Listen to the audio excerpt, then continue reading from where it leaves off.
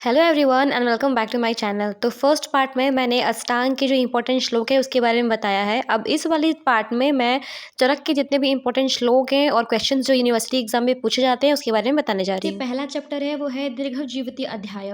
तो दीर्घम जीविती अध्याय में जो सबसे पहला है वो है आयुर्वेद अवतरण। तो आयुर्वेद अवतरण में आपको एमसीक्यू पूछ सकते हैं। फिर है आयु एवं आयुर्वेद। तो आयु और आयुर्वेद का जो डेफिनेशन है वो करके जाना था। जो आयुर्वेद का जो डेफिनेशन है वो श्लोक नंबर 41 में दिया गया है। फिर है सामान्य विशेष सिद्धांत। इस पे मैंने 5 स्टार किए हैं क्योंकि ये बहुत ही ज़्यादा इंपॉर्टेंट है, हर साल आता है। देन है चरकानुसार दोषों के गुण। तो चरक ने भी दोषों के गुण बताए हैं और वाग्भट ने भी दोषों के गुण बताए हैं। तो ये जो गुण है वो थोड़े थोड़े अलग है, तो एक बार आपको देख के जाना क्योंकि एमसीक्यू में वो आता है। ठीक है। फिर है द्रव्य के वर्गीकरण जो कि 5 मार्क्स के अंदर पूछ सकता है आप। फिर आपका जो दूसरा चैप्टर है वो है अपामार्ग तंडुलीय अध्याय। तो इस अध्याय में आपको ये वागु के बारे में भी बताया गया है, बट ये जो ये वागु है ये आपकी वाइवा के लिए इंपॉर्टेंट है। ठीक है। मतलब ये भी एग्जाम में तो उतने नहीं पूछते, बट शिरो विरेचन, वमन, स्थापन और अनुवासन, इनके जो द्रव्य हैं तो उनके द्रव्य के नाम पूछ सकते हैं। जैसे कि हमें इस बार उन्होंने वमन नाथ द्रव्य पूछा था कि वमन के जो द्रव्य हैं, वमन कराने के लिए जो द्रव्य इस्तेमाल किए जाते हैं उनके नाम उसने पूछा था एग्जाम में, यूनिवर्सिटी एग्जाम में। ठीक है। तो एक बार ये करके जाना।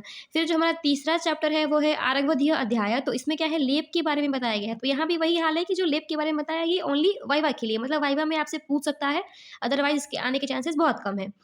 फिर आपका षड विरेचन शताश्रुति अध्याय। ठीक है। तो षड विरेचन शताश्रुति अध्याय में ये है कि आपको पंचविध कषाय कल्पना जो है, जैसे कि श्रुत, शीत, फाट, कल्क, तो ये करके जाना, ये बहुत ही ज़्यादा इंपॉर्टेंट है। इसका जो श्लोक नंबर है वो है 6 और 7। ठीक है। तो चौथे चैप्टर का श्लोक नंबर 6 और 7 करके जाना है क्योंकि ये बहुत ही ज़्यादा इंपॉर्टेंट है, हर बार आता है एग्जाम में। है वो है मात्रा शिति अध्याय। तो मात्रा शिति अध्याय के बारे में जो देखो, इसमें क्या बताया गया है कि आहार का मात्रा बताया गया है, लक्षण बताया गया है और निर्धारण बताया गया है। तो अष्टांग हृदय में वाग्भट ने भी ये सारी चीज़ें बताई हैं, तो चीज़ें मिलती जुलती हैं। वाग्भट और चरक की जो ये आहार, मात्रा, लक्षण और निर्धारण है वो कहीं ना कहीं मिलती जुलती है। तो आप अगर वाग्भट का भी पढ़ के जाते हो तो काम आ जाएगा, बट अगर आपको चरक के हिसाब से पूछेगा तो आपको चरक वाला जो है मात्रा, लक्षण और निर्धारण लिखना है। फिर है दिनचर्या का जो सीक्वेंस है। तो देखो, वाग्भट ने जो बताया है उसका जो दिनचर्या का सीक्वेंस है वो अलग है, और जो चरक ने जो सीक्वेंस बताया है दिनचर्या का वो थोड़ा सा अलग है। फिर है आपको धूमपान। तो धूमपान देखो, मैंने 5 यहाँ पे स्टार किए हैं क्योंकि ये जो धूमपान का क्वेश्चन है वो हर साल आता है। तो धूमपान के काल, ठीक है, धूमपान के जो लाभ हैं, धूमपान के जो काल हैं, धूमपान के जो सम्यक लक्षण हैं, धूमपान कब नहीं करना है, तो ये सब चीज़ें जो हैं आपको ये धूमपान के बारे में 10 मार्क्स के अंदर आपसे पूछ सकता है। ठीक है। फिर है, अगर आप स्लो करना चाहते हो तो 27, 28, 29, 30, 31, 32 कर सकते हो, करना चाहो तो। वरना अगर आप 1-2 श्लोक भी करते हो तो हो जाएगा, क्योंकि देखो श्लोक लर्न करना थोड़ा सा मुश्किल है। फिर है पादाभ्यंग। ठीक, तो पादाभ्यंग पूछ सकता है।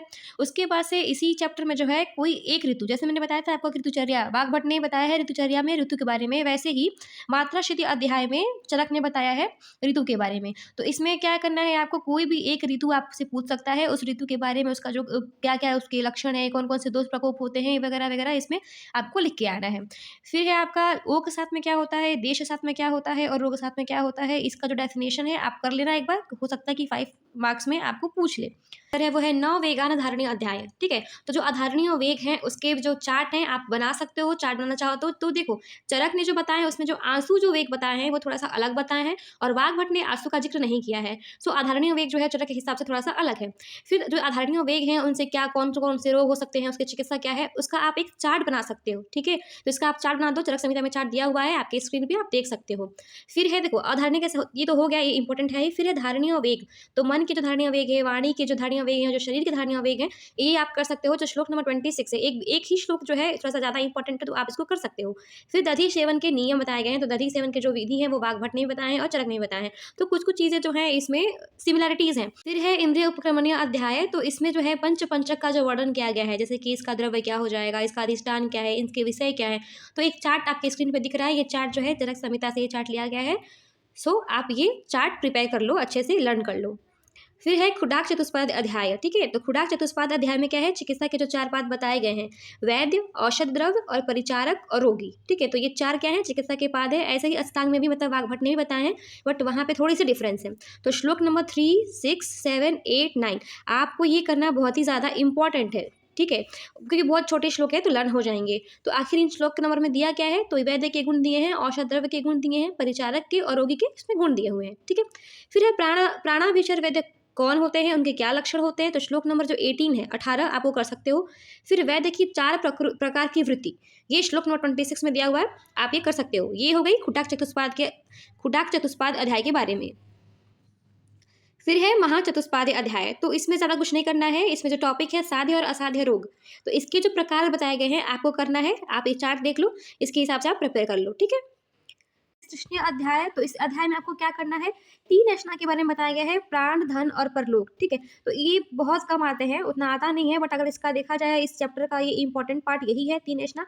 उसके बाद से आपका जो 3 उपस्तंभ बताए गए हैं, तो वाघ भट्ट ने भी इन 3 उपस्तंभ बताए हैं और चरक ने भी 3 उपस्तंभ बताए हैं। तो वाघ भट्ट ने जो बताया है वो है आहार, स्वप्न और अब्रह्मचर्य, लेकिन जो चरक ने बताया है वो है आहार, स्वप्न और ब्रह्मचर्य, ठीक है। तो श्लोक नंबर 35 जो है ये आप कर सकते हो, बहुत ही इंपॉर्टेंट है।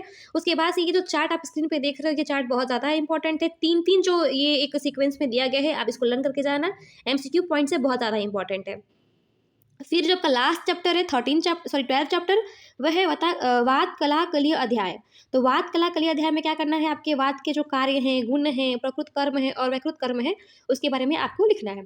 और एक बात हमेशा याद रखिए, अगर आपको एग्जाम में देता है कि आप दधि सेवन लिखो या फिर आपसे पूछ दिया कि दिनचर्या डिफाइन करो, अगर उसने कुछ भी दिया नहीं है कि वाघ भट्ट के हिसाब से आप डिफाइन करो या फिर चरक के हिसाब से डिफाइन करो, तो आप किसी भी, या तो वाघ भट्ट या तो चरक के हिसाब से आप उसको डिफाइन कर सकते हो, आप उसको लिख सकते हो, ठीक है। लेकिन अगर स्पेसिफिकली लिख के आए कि आपको चरक के हिसाब से ही इसको डिफाइन करना है, तो आप चरक के हिसाब से उसको डिफाइन करो, ठीक है। अगर लिख के आए कि वाघ भट्ट के हिसाब से आपको डिफाइन करना है, तो वाघ भट्ट के ही हिसाब से आपको डिफाइन करना है। सो आज की वीडियो में सिर्फ इतना ही। अगर आपको ये वीडियो पसंद आया हो, so do like and subscribe the channel. Bye bye.